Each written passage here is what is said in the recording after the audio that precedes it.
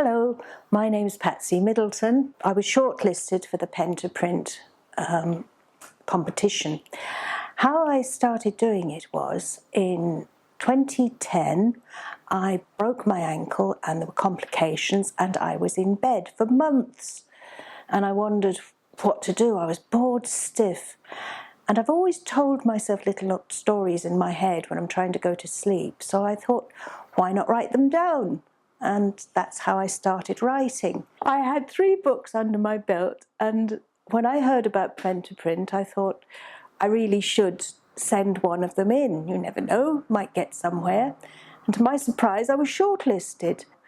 So that's how I started off with pen to print. I did it again this year. I wrote a book from scratch simply for pen to print because it was called Real Stories, Real People. So one of the things I did was start my autobiography.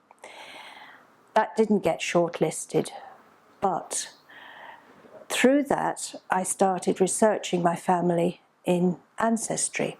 Now, I was born just after the war.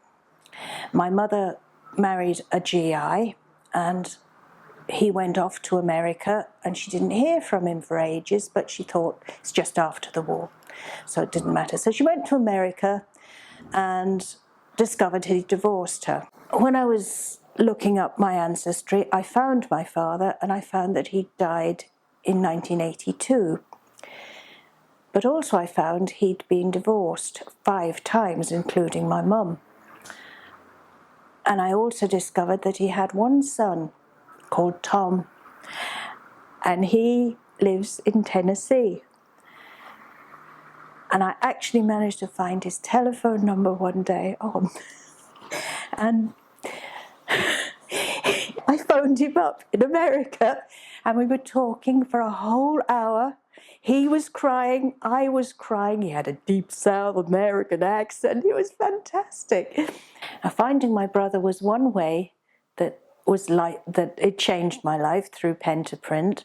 But the other way was I started writing and writing and writing, and I've got 11 books now. Being in a wheelchair now, I never go out, I never meet anybody, but I meet all the people in the poetry groups. It's brilliant. I've got a social life again. So thank you, pen to print. You really have changed my life.